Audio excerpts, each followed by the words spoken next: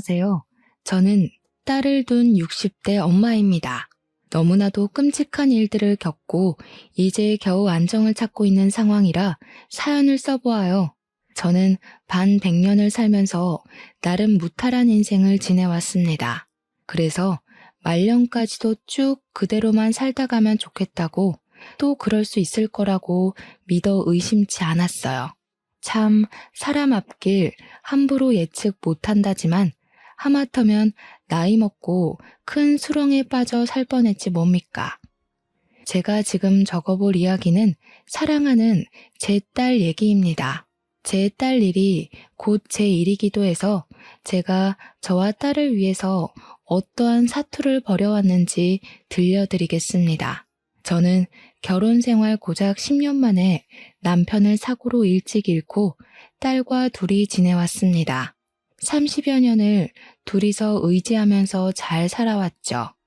그 전에 남편이 있을 때는 여건이 여의치 않아도 살림 열심히 하고 알뜰하게 아끼고 살면서 우리 식구끼리 행복해보고자 노력이라도 할 수 있었는데 남편이 죽고 나서는 제 안의 모든 의지가 팍 죽어버려 앞날이 막막하기도 했었습니다. 그럴 수밖에 없는 게 당시에는 젊은 여성들이 돈을 당연하게 버는 시대가 아니었거든요. 또 제가 글도 가나다라 쓰는 것 말고는 잘 못했고 공부도 한번 배워본 적 없어서 경제 활동을 하자니 자신이 너무 없었습니다. 그러나 딸만큼은 저처럼 공부 못해서 바보로 살면 안 되니까 무작정 있는 대로 일을 시작했어요. 남의 집 방바닥 닦아주고 밥 해주면서 어렵게 딸을 키웠습니다. 하지만 그게 제 인생의 고비는 아니었어요. 기운 가세는 다시 세우면 되는 거였고 남편을 잃은 상실감과 아빠 잃은 딸의 공허함은 시간이 해결해 줄 테니 버티면 되는 거였으니까요. 또 우리 집 기둥이 무너져서 더 어려워진 형편인데도 불구하고 제 딸 또한 절대 굴하는 모습을 안 보였습니다. 어린 나이부터 제가 고생하는 걸 알았는지 말썽 안 부리고 올바르게 자라줬고 좋은 대학을 가 번듯한 호텔리어가 되었어요. 제가 예상했던 대로 열심히 살아내니까 우리 가정에 다시 안정이 찾아오더라고요.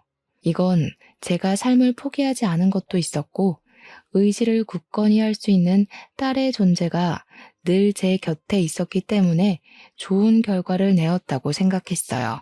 제가 딸한테도 그런 마인드를 가르쳐줘서 그런지 딸도 학교 다닐 때 성적을 잘 못 봤더라도 다음에 잘 보면 된다는 긍정적인 마음으로 더 공부를 하더라고요.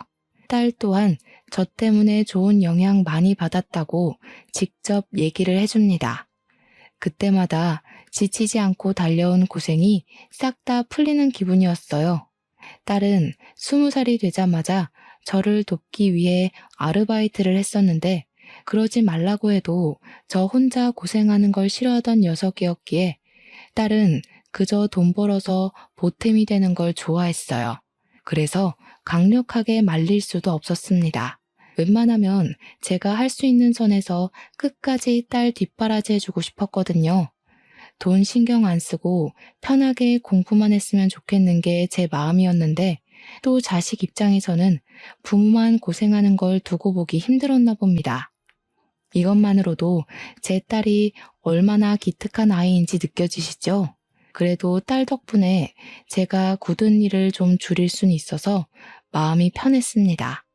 그때부터 우리 가정은 남들과 비슷한 모양새를 갖춰갔어요. 그리고 우리 딸은 남편을 닮아서 미모가 좀 출중한 편이었는데요. 유난이라고 생각할지 모르겠으나 예쁜 우리 딸한테 이상한 놈들이 들러붙지 않을까 엄마로서 걱정이 좀 되더라고요. 대학교 가는 것도 노심초사했는데 직장 생활을 시작했을 때는 여간 불안한 게 아니었어요. TV에 보면 나쁜 마음 먹은 총각들이 많더라고요. 아마 딸 가진 부모라면 딸의 짝이 될 남자가 무척 걱정되고 불안할 거라고 생각합니다.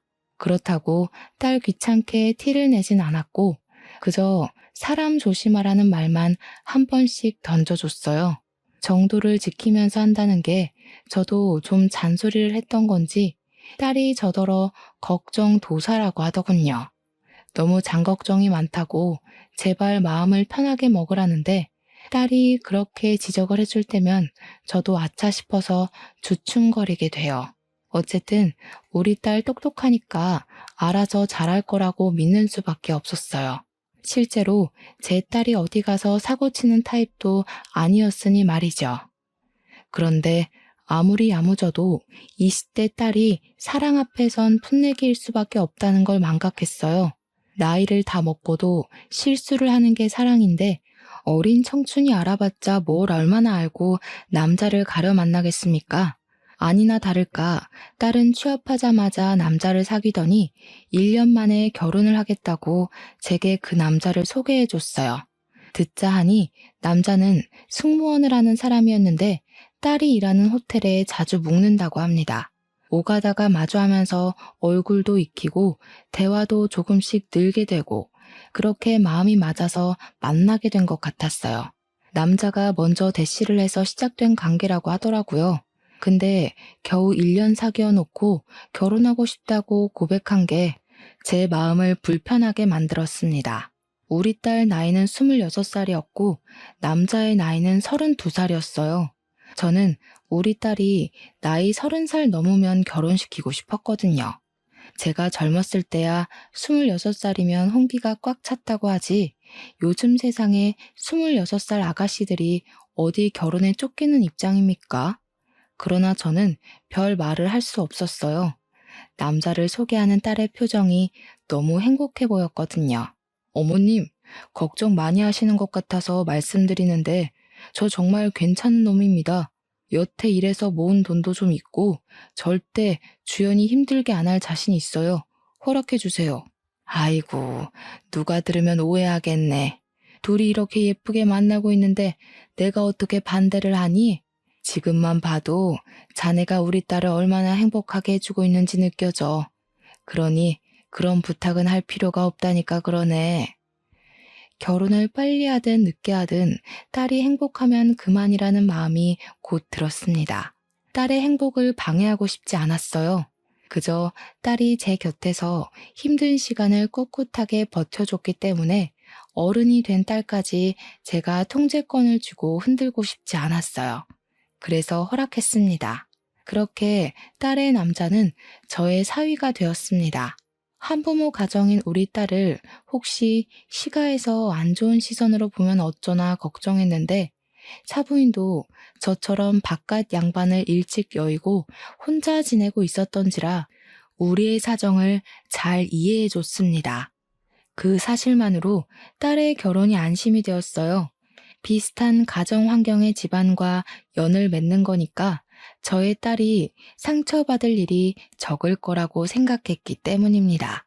딸과 사위는 서로 마음이 참 예쁜 한 쌍이었는데요. 결혼한 뒤에 서로 이 집에 살아야 되네, 저 집에 살아야 되네 의논하면서 마음 좋은 소리를 하더라고요. 그러나 저도 사부인도 애들이 분가하길 원해서 합가를 일찍부터 거절했습니다. 사위랑 딸은 저랑 사부인이 혼자 집에서 지내는 걸 걱정했지만 외롭다고 자녀들의 발목을 붙잡을 수는 없는 법이거든요. 그건 사부인도 생각이 똑같았던 건지 그저 둘이서 잘만 지내달라고 해줬습니다. 그래도 제 딸은 제가 혼자가 되는 게 영 마음에 걸렸나 보더라고요. 그렇게 느낄만도 할 것 같아요.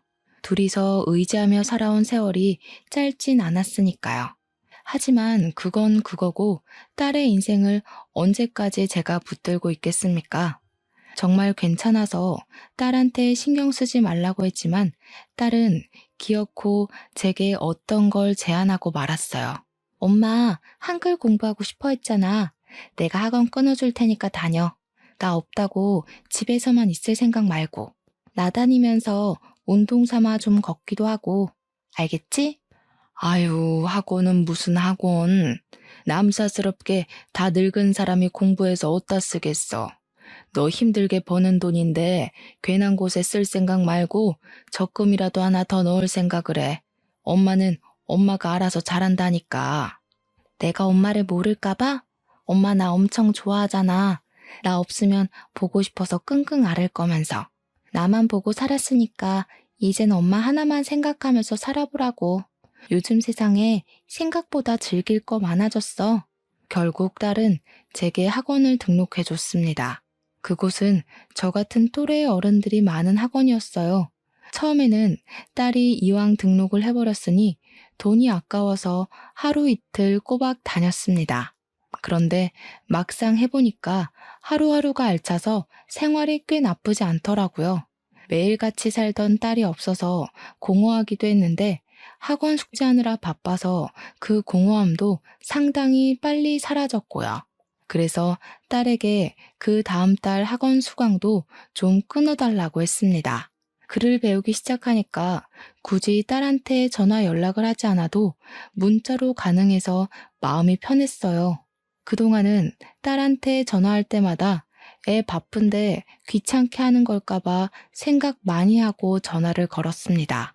계속 학원에서 더 많이 배워서 진화로 말하는 것만큼은 문자를 하고 싶은 욕심이 생겨났습니다.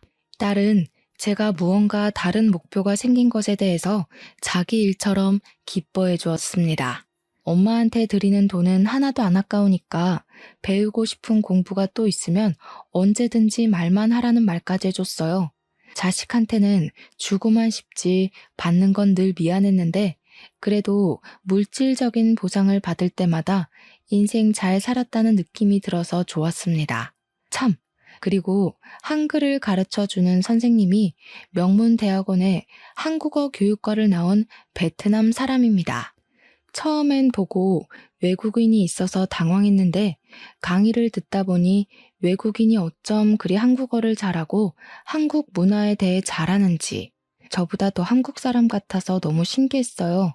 또 저처럼 선생님을 좋아하는 어르신들이 많았는데 선생님이 젊은 여성이라 다들 엄마 아빠 같은 마음으로 한국 반찬과 생필품을 많이 챙겨다 줬거든요.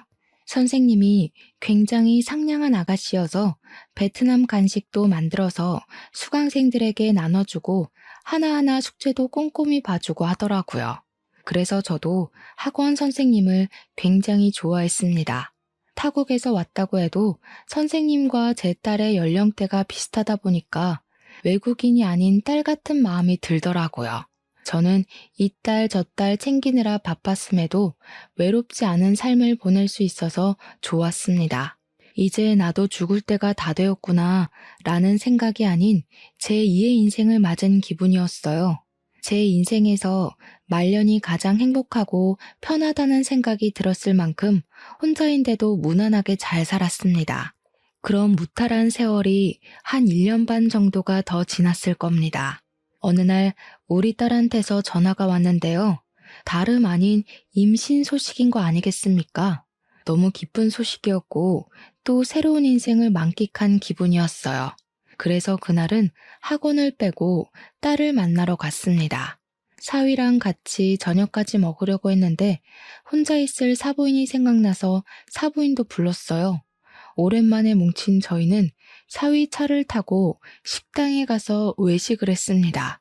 보통 사돈끼리는 결혼식하고 나면 만날 일도 없다는데 저는 저와 같은 사정을 갖고 있는 사부인이 너무 마음에 걸리더라고요.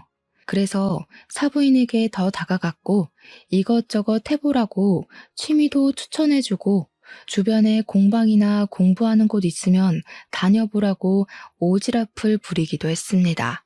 저도 딸이 시켜줘서 글 공부를 하고 있는데 그제야 제 이름 석자를 가지고 사는 기분이더라고요. 사부인도 자식 때문에 용쓰고만 살았을 텐데 지금부터라도 스스로한테 투자를 해봐요. 아유, 무슨요. 그런 것도 해볼 줄 아는 사람들이나 하는 거지. 저는 영 마음이 불편해서 못할 것 같아요. 노후에는 홀로 마음껏 쉬면서 빈둥거리고도 싶네요. 그때마다 사부인은 낯을 많이 가려서 그저 혼자 집에서 영화 보고 TV 보는 게 편하다고 제 말에 호호 웃기만 했습니다. 뭐 그럴 수도 있다고 생각했어요. 이건 성격 차이니까요. 어쨌든 우리 딸의 임신은 모든 식구에게 축복이었습니다. 딸이 출산을 하고 나면 더할 나위 없이 행복하게 살자고 그렇게 약속하면서 좋은 시간을 마무리했어요. 그리고 늦은 시간이라 사위가 사부인 먼저 데려다주고 저까지 집에 태워주었습니다. 사위랑 딸은 앞좌석에 앉아 있었고 저는 나중에 내려야 돼서 뒷좌석에 있었어요. 아무 생각 없이 창밖만 구경하고 있었는데요.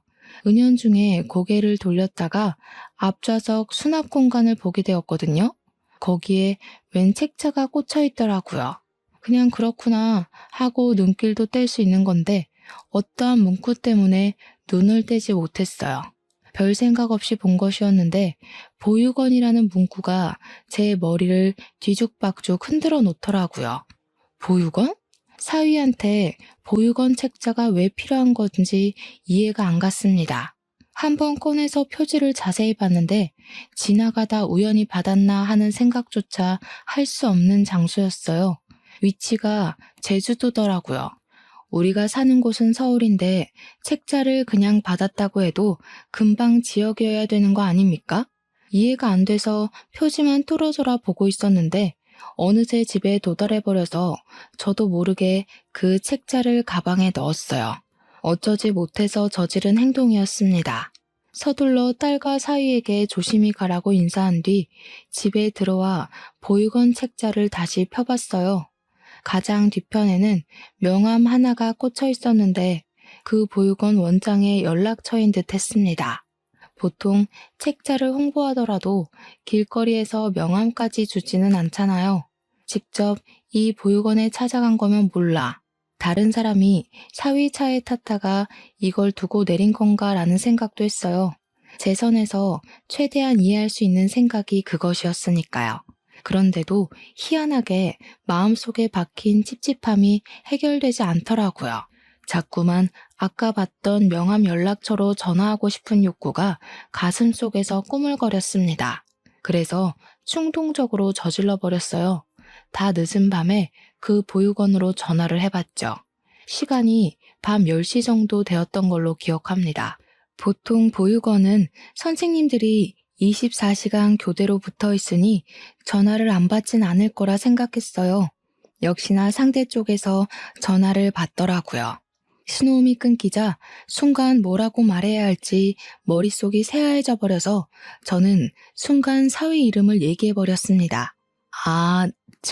송태웅 씨 말 전에 듣고 전화합니다. 여기로 전화해보면 된다길래. 아람이 아버님이요? 아직 아람이 만나는 날 아닌데 어떤 일로 연락하셨어요? 아람이도 지금은 잘 준비 들어가서 아마 전화 못 받을 거예요. 급한 일이면 아람이 깨워서 바꿔드릴까요?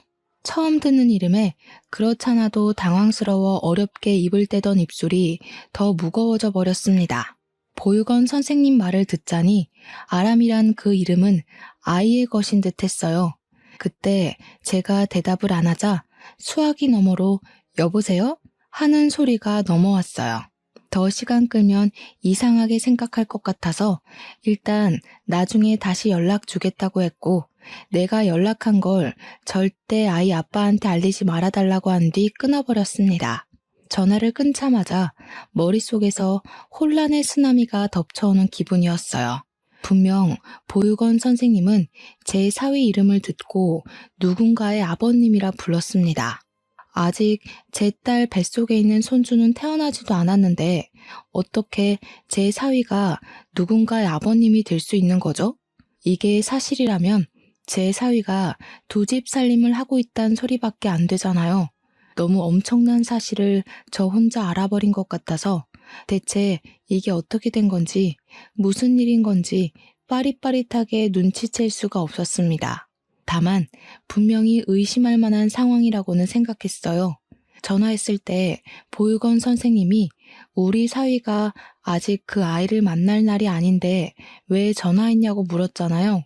그렇다는 말은 우리 사위가 그 보육원에 아람이란 아이를 만나러 주기적으로 찾아가고 있다는 말 아니겠습니까? 한편으로는 혹시 후원을 하는 아이인가? 그런 생각도 했어요. 만약 그렇다면 후원자를 부를 때 그 아이의 아버님이라고 부르기도 하는지 또 궁금하더라고요. 이 부분은 제가 뭘 아는 게 없어서 좀 답답했습니다. 제가 당장 물어볼 수 있는 사람은 딸뿐이었는데 임신을 하고 있는 딸에게는 안정 때문이라도 더더욱 알릴 수가 없었어요. 사실인지 아닌지도 모를 말 때문에 사위와 딸이 다투게 된다면 그것 또한 걷잡을 수 없는 스트레스가 될 거 아닙니까? 저는 그날 밤새 고심하다가 학원 갔을 때 수업 마치고 선생님께 따로 물어봤습니다. 선생님 말로는 아주 어린아이의 경우 후원자가 생기면 간혹 아버지, 어머니라고 불러주기도 한다고 했어요. 그 소리를 듣는데 얼마나 안심이 되었는지 모릅니다. 괜히 말도 안 되는 걸로 사위를 의심할 뻔했어요. 오히려 사위가 좋은 일을 하고 있었는데 왜 이런 걸 우리한테 안 밝히고 몰래 선행하고 있었는지 좀 서운하기도 했습니다. 어쨌든 저는 그날 이후 마음 놓고 우리 딸의 출산일만 기다렸어요. 그렇게 방심을 해버린 사이 저는 딸 출산 후 2개월 뒤에야 믿을 수 없는 사실을 직면하게 되었습니다. 제주도 출장 때문에 집을 비우게 된 사위 때문에 제가 딸 집에 가서 이틀 밤을 자기로 했었어요. 겨우 이틀 밤 자는 건데도 딸 생각하는 엄마 마음이 다 그렇듯 가는 김에 딸에게 이것저것 해주고 싶어서 저는 짐을 바리바리 싸들고 딸 집을 갔습니다. 그때 딸이랑 저녁을 먹으면서 딸한테 어떤 얘기를 들었는데요. 남편이 며칠 전부터 제주도 가서 사는 건 어떠냐고 물어보네. 갑자기 웬 제주도냐니까. 어머님도 제주도 이사 가려고 준비 중이라더라고. 딸은 제 의견을 듣고 결정할 생각이었는지 저보고도 제주도에 같이 가서 살지 않겠냐고 물었습니다. 저는 그 소리를 듣자마자 제주도란 단어에만 꽂혔어요. 문득 제주도 보육원에 그 아이가 떠올랐습니다.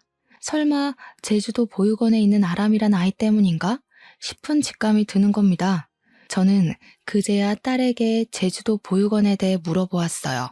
먼 타지로 후원을 하는 거라면 사부인이나 저는 몰라도 마누라인 딸은 알고 있을 거라고 생각했거든요. 혹시 송서방이 제주도에 대해서 다른 말은 한 적 없어? 제주도에 보육원 봉사를 다닌다든지 후원을 한다든지.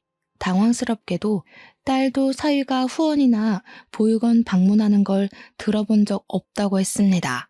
그 말을 듣자 저는 한동안 묵혀두었던 불안감이 다시 기어 올라오는 기분이었습니다. 심지어 딸은 사위랑 연애를 할 때도 보육원 얘기하는 건 못 들어봤다고 했어요. 적어도 부부끼리는 후원 사실을 알렸을 줄 알았는데 딸까지 모르게 숨기고 있었다면 아무래도 후원은 아닌 듯 했습니다. 확실히 이상했죠. 그리고 저는 다시 지난날 기억을 떠올렸어요. 아람이 아버지라고 했던 보육원 선생님 말이 계속 머릿속에 맴돌았습니다. 이렇게 된 이상 이걸 알아볼 수 있는 방법은 제가 직접 보육원을 찾아가는 것밖엔 없다고 생각했어요. 저는 결국 다음날 딸에게 학원 가는 척하며 집을 나섰고 제주도 비행기를 탔습니다. 바로 그 보육원을 찾아갔어요. 갔더니 외부인이라도 친절하게 맞이해 주더라고요. 저는 그곳에서 제 사위 이름을 댔고 지난번에 아람이 때문에 전화했던 사람이라고 소개했습니다. 그제야 거기 선생님들이 저를 아는 체 해주었어요.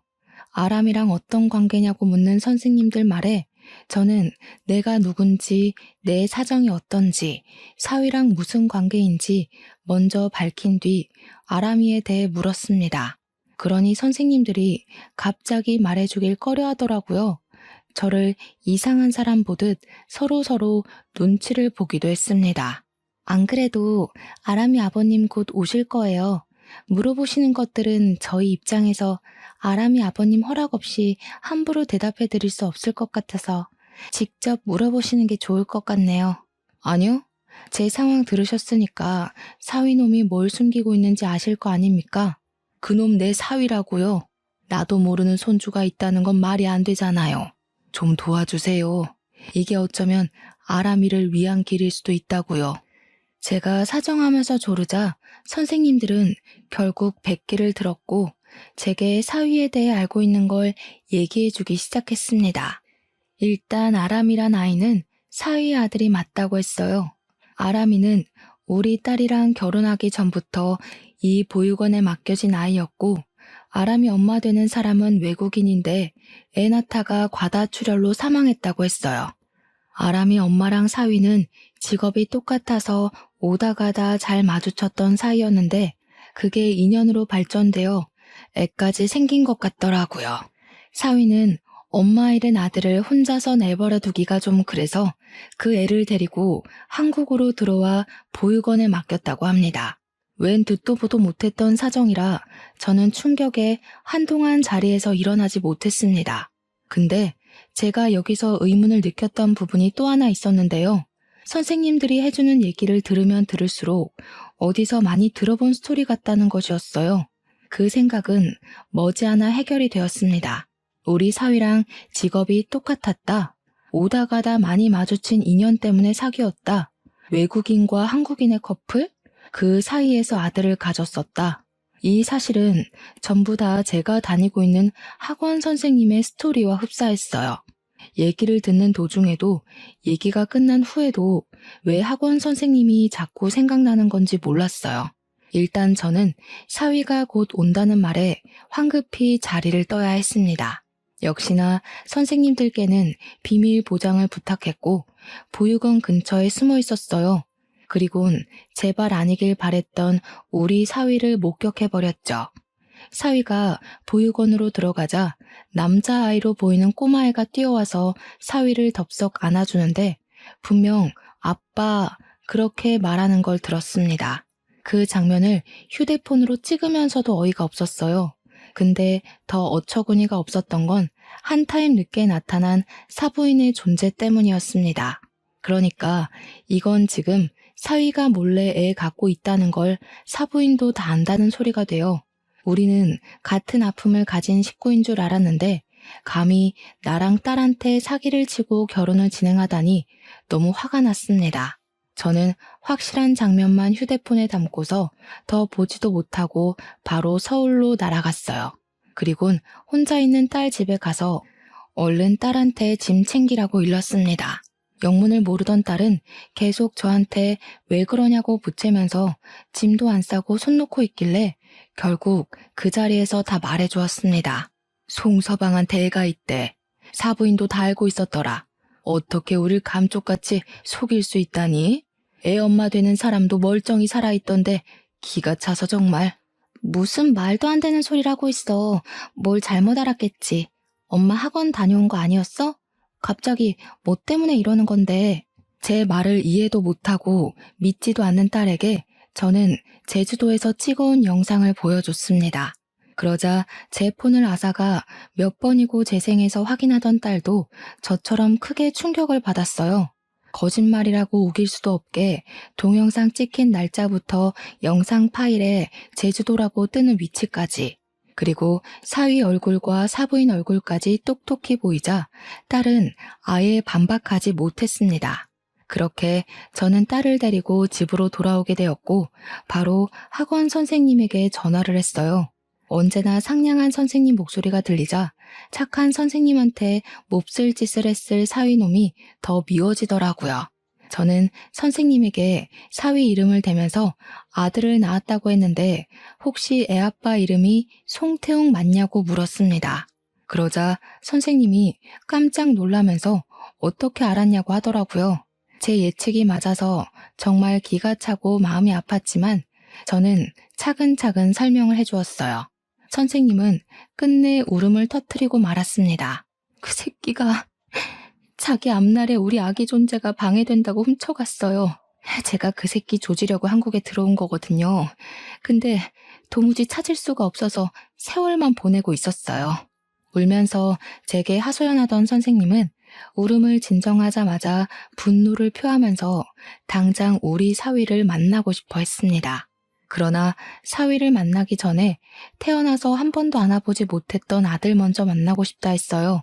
저더러 혹시 애가 어디 있는지도 아냐는 선생님의 말에 저는 보육원 주소랑 연락처 알려줬고 아람이란 이름을 가진 아이라는 것도 가르쳐 주었습니다. 선생님은 저한테 연신 감사 인사를 하면서 또 한참 울다가 전화를 끊었어요. 선생님이라고 해봤자 우리 딸처럼 나이 30을 바라보고 있는 20대였거든요. 부모님도 돌아가시고 없다고 들었는데 타국에서 고생하는 선생님을 생각하니 마음이 너무 아렸습니다. 그리고 다음날 사위가 집으로 복귀를 했는지 집에 딸이 없어서 전화를 하기 시작했어요. 불티나게 부재중이 찍힌 후에야 딸이 스피커폰으로 전화를 받았는데 사위 목소리가 아주 가식투성이더라고요. 그것에 더 성질난 딸이 하루 동안 사위에게 하고 싶던 말을 참았던 걸 모조리 쏟아냈습니다. 도저히 이해가 안 돼서 그러거든? 어떻게 애가 있으면서 그걸 숨길 수가 있어? 어떻게 멀쩡히 살아있는 마누라까지 죽었다고 뻥치고 애까지 보육원에 버려? 나한테 제주도 가자고 한 것도 그 애 때문이지? 내가 몰랐으면 끝까지 숨기려고 했어? 심지어 어머님까지 한패라며? 여보, 뜬금없이 무슨 소리야? 앞뒤 설명도 안 하고 갑자기 뭐? 애라니. 내가 무슨 애가 있어. 말이 되는 소리래. 그럼 그 동영상은 어떻게 설명할 건데? 당신한테 방금 날린 동영상 있지? 전화 끊고 그거 본 뒤에 변명 제대로 생각해서 다시 연락해. 딸은 그대로 사위 전화를 끊어버렸습니다. 딸이 제 폰에 있는 동영상을 받아 가서 통화 도중에 사위한테 보냈어요. 아무래도 전화가 바로 안 오는 거 보니까 사위가 딸 말대로 제대로 된 변명이라도 생각해서 연락할 모양인 듯 했습니다. 그리곤 시간이 꽤 흘러도 사위한테서 다시 연락이 오질 않았어요. 변명조차 안 하는 사위에게 더 화가 난 딸은 사위에게 더 이상 기회를 주지 않고 문자로 이혼을 통보해버렸습니다. 그런데 사위가 의외의 방안을 생각해냈더라고요. 그 사실을 바로 사부인한테 얘기했던 건지 사부인이랑 같이 우리 집을 찾아온 거 아니겠습니까? 사부인, 이것 좀 보세요. 우리 아들 이혼한 적 없고 사부인이 보셨다는 애도 호적에 없어요. 그런데 이혼이라니요. 적어도 저희한테 물어보고 확인한 뒤에 결정하셔야죠. 말도 안 되는 사실 가지고 어떻게 멀쩡한 애들 사이를 갈라놔요? 지금 종이 쪼가리 가지고 변명하는 거예요?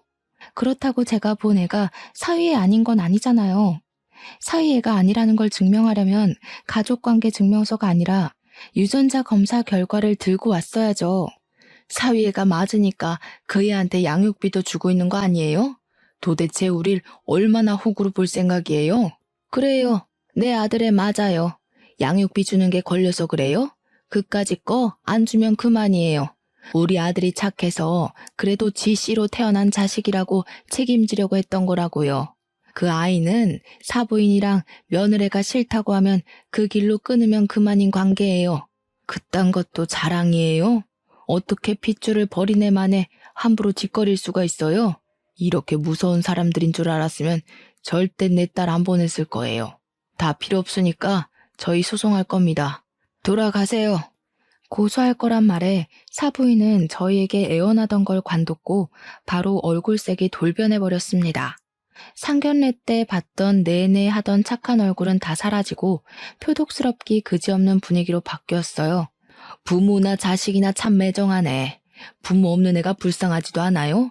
두 사람 말대로라면 우리 아들이 그 애를 갖다 버려야 된다는 건데 그게 도리에 맞는 행동이라는 겁니까?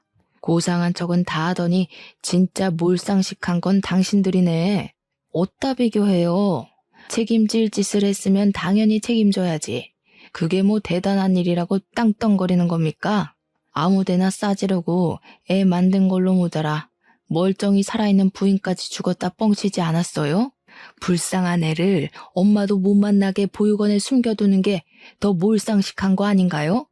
애엄마라니 이건 또 무슨 소리래? 애엄마 죽었거든요? 지금 보니까 사부인이 말 지어냈는데 선수시구나? 애엄마가 살아있었으면 내가 우리 아들을 왜 장가 보냅니까? 그 애랑 엄마랑 결혼시켰지. 왠지 사부인이 애엄마 죽었다고 우길 것 같았습니다. 그래서 제가 선생님을 이리로 불렀어요. 그날 선생님은 비행기 편이 결항되어 제주도로 가지 못했고 사부인과 사위가 우리 집을 들이닥쳤을 때 제가 몰래 연락을 넣었어요. 선생님은 그렇게 찾고 싶던 애 아빠를 보러 우리 집으로 날아오다시피 찾아왔습니다. 때마침 사부인이 애 엄마를 부정하고 있던 참이었는데 타이밍 좋게 선생님이 등장했어요. 열린 현관문으로 선생님이 들어서자 인기척에 돌아본 사위가 먼저 선생님을 발견했고 선생님을 보자마자 사색된 얼굴로 굳어버렸습니다. 그 전까지만 해도 사위는 사부인 뒤에만 숨어서 당당하게 어깨 펴고 있었는데 선생님과 마주하게 되니 그 기세가 한순간에 무장해제되고 말았어요. 선생님은 사위 얼굴을 보자마자 그간 당했던 서름이 폭발했는지 사정없이 사위의 귀싸대기를 날려버렸어요. 이 쓰레기 새끼야. 감히 내 아들을 데리고 도망을 쳐? 여태 숨느라 고생 많았겠다. 내가 죽었다고 소문내고 다녔다면서? 날 버리고 싶었으면 그냥 조용히 떠날 것이지. 왜 내 아들까지 데려가? 선생님이 악을 지르자 놀란 사부인은 당황한 기색을 지우고 뒤늦게 선생님에게 대항했습니다. 선생님을 엄청나게 싫어했었는지 바로 막말을 퍼붓더군요. 이 천박한 게 누굴 손대? 그러게 애를 낳긴 왜 낳아? 돈 줄 테니까 지우라고 했지. 네가 어른 말을 귓등으로 쳐들으니까 이사달이 난 거 아니야. 내가 너 이럴 줄 알았다. 우리 아들 앞길 막을 줄 알았어. 너처럼 싼 년이 우리 아들을 넘본 것부터가 주제 넘는다고 생각했는데 기어코 사고를 쳐? 사부인은 기본적으로 선생님이 외국인이라 무시하고 있었습니다. 듣자 하니 사위랑 선생님 사이에서 애가 태어난 후 사위가 당황해서 사부인한테 말을 한 것 같더라고요. 그래서 사부인은 자기 아들이 외국인이랑 사고친 걸 몰래 해결해준다고 사위한테 애 훔쳐라, 애 버려라, 애는 한국 보육원에 숨겨라 등등 이 파렴치한 짓을 시켰던 거였어요. 사부인은 우리한테 화가 난 감정을 외국인 하대하듯 선생님에게 풀었습니다. 선생님을 마구마구 패면서 자꾸 선생님 때문에 사위 앞길 망했다고 원망을 해댔어요. 더 이상 그 모습을 볼 수 없었던 저는 급히 주변에 있는 걸 주워들었고 바로 사부인에게 던져버렸습니다. 마침 제가 던진 게 우리 손주 똥기저귀 갈아놓은 거였더라고요. 기저귀가 날아가는 힘에 못 이겨 풀어졌는데 그 때문에 사부인 머리통에 노란 똥이 덕지덕지 묻었습니다. 냄새로 이물질의 정체를 눈치챈 사부인이 악 비명을 지르며 꼼짝도 못하고 서 있었어요. 그러자 사위가 안절부절 못하면서 이게 뭐하는 짓이냐고 저한테 성질을 내는 겁니다. 아무리 경우가 없어도 그렇지. 어떻게 사돈되는 사람을 이런 식으로 대하세요? 당장 저희 엄마한테 사과하세요. 무슨 이유가 있든 폭력은 정당화 안 된다고요. 장모님이 이러신 것도 폭력이에요. 사과 안 하시면 저 이거 그냥 못 넘어갑니다. 못 넘어가면? 법으로 따져보자고? 나야 좋지. 나 지금 사기 결혼 당한 건데 당신이 이 똥기저귀 가지고 고소하면 당신이랑 당신 엄마가 사기친 것도 다 불어야 되는 거 알지? 자백할 각오 됐으면 어디 한번 고소해봐. 여보, 알았어. 진정해. 내가 잘못했어. 근데 나 진짜 당신이랑 이혼하고 싶지 않아. 저 여자 사랑한 적 없고 애도 끝까지 책임질 생각 없었어. 당신은 저 여자랑 다르단 말이야. 나 당신한테는 다 진심이었다고. 당신을 믿고 안 믿고는 내 몫이거든? 근데 이미 당신이랑 당신 엄마가 어떤 사람인지 알아버렸는데 어쩌냐? 나 지금 당신 얼굴 마주보고 있기만 해도 치가 떨려. 나더러 앞으로 범죄자를 데리고 살라고? 우리 애 아빠 할머니 될 사람으로 범죄자를 두라고? 그럴 바엔 버리는 게 낫다고 보는데? 사위는 이혼하자는 딸의 말에 똥줄이 탔는지 답답해했습니다. 대체 자기가 답답할 게 뭐 있는지 모르겠네요. 자기 분에 못 이긴 사위가 딸을 붙잡으려고 하자 그건 또 지켜볼 수 없던 저는 쓰레기통에 있는 똥기저귀를 들고 사위 앞에 가서 휘저었어요. 사위가 놀라서 황급히 뒷걸음질 치더라고요. 네 자식 똥인데도 더럽냐? 그러니까 자네가 그 정도밖에 안 되는 거야. 자넨 아빠 될 자격이 없어. 결혼을 100번 1000번 해봐라. 너 같은 놈은 여시 같은 엄마 치마폭에서 나오질 말아야 돼. 괜히 다른 집 귀한 딸내미 고생시키지 말고 네 엄마 뒤치다거리나 하고 살아. 이 이상 그들과 말을 섞어봤자 같은 말만 반복될 거라고 생각했어요. 그래서 저는 그 둘을 집에서 쫓아내고자 양손에 똥기저귀 들고서 두 사람을 몰아냈습니다. 문 밖으로 나설 때까지 겁을 주었고 맨발로 뛰쳐나가길래 두 사람의 신발을 발로 차서 바깥에 보내버렸어요. 그리곤 주저앉아 울고 있는 선생님을 달래주었습니다. 용감하게 이혼 통보를 했지만 사실은 크게 상심한 딸도 제가 나서서 위로를 해주었네요. 이 젊은 청춘들이 무슨 잘못이 있겠습니까? 그저 열심히 살았을 뿐인데 못난 놈을 만난 탓에 의도치 않게 삐끗했을 뿐인걸요. 이제 못난 놈이 사라졌으니 우리 딸도 선생님도 험난한 비포장도로 길을 벗어났을 거예요. 그날 저는 선생님더러 우리 집에 자고 가라고 했습니다. 혹시나 사부인과 사위가 괜한 안갚음을 갖고 선생님한테 해코지하면 큰일이잖아요. 선생님은 괜찮다면서 민폐를 끼칠 순 없다고 했지만 저희 딸도 선생님을 붙잡는 바람에 결국 자고 가게 되었죠. 다음 날 선생님이 제주도 공항까지 가는 걸 배웅도 해줬습니다. 그렇게 떠난 선생님은 아들을 찾고 저녁 비행기로 다시 돌아왔어요. 그리곤 저희랑 같이 사돈댁을 사기죄로 고소, 이혼 소송 진행했고 선생님 쪽, 우리 쪽에 양육비 다 떨어지도록 양육비 청구 소송도 했습니다. 저희 딸은 손해배상 청구도 가능해서 위자료를 많이 받았어요. 선생님은 혼인관계가 아니었기 때문에 위자료가 상대적으로 적었는데 야무지게도 한국에서 일하면서 착실히 돈을 모았다고 양육비를 받게 된 것만으로 자기한테는 충분한 보탬이라고 하더군요. 다행히 저희 쪽이랑 선생님 쪽 다 나쁘지 않은 보상을 받았습니다. 단지 한창인 아가씨들 가슴속에 남은 상처는 어떻게 지우기가 어렵겠죠. 그래도 소송이 끝나고 나서는 서로 웃을 수 있게 되어 얼마나 안심이 되었는지 모릅니다. 사이의 실체를 알았을 때 제 딸 인생이 망해버리는 거 아닌가 싶어서 정말 너무 무서웠거든요. 그 충격적인 일이 이 정도로 마무리된 것도 어찌 보면 행운이라고 생각합니다. 그렇게 한 달이 지난 현재 저희 딸은 물론 손주도 건강하게 잘 지내고 있습니다. 학원도 계속 다니고 있어요. 그리고 아이랑 같이 살게 된 선생님은 제게 너무 고맙다면서 학원 수강을 무료로 듣게 해줘요. 괜찮다고 한사코 말리며 돈을 내려고 해도 선생님은 자기 인생을 구해준 은인에게 감히 돈을 받을 수 없다고 단호하게 말을 하더라고요. 어른 생각하는 마음은 어쩜 우리 딸과 비슷한지 모릅니다.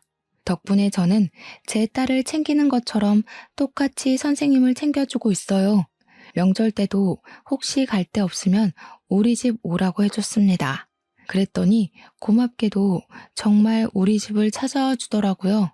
선생님이 저를 친정엄마 생각하듯 명절마다 자기 아들을 데리고 오는데 늘 감사하다는 말을 입에 달고 살아요. 감사는 제가 더 감사했죠. 선생님 식구 덕분에 저 또한 명절에 북적거리며 지낼 수 있어서 얼마나 즐거운데요. 저희 딸도 다행히 선생님과 자매처럼 잘 지내고 있습니다.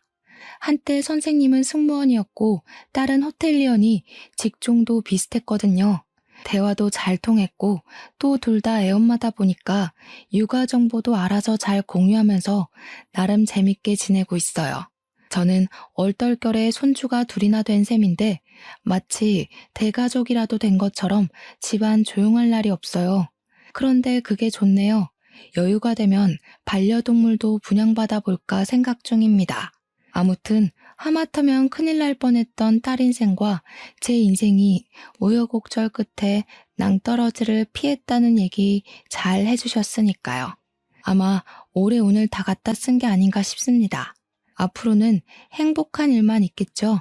여러분들 앞날만큼은 부디 낭떠러지 구간이 적기를 바랍니다. 긴 사연 들어주셔서 고맙습니다. 행복하세요.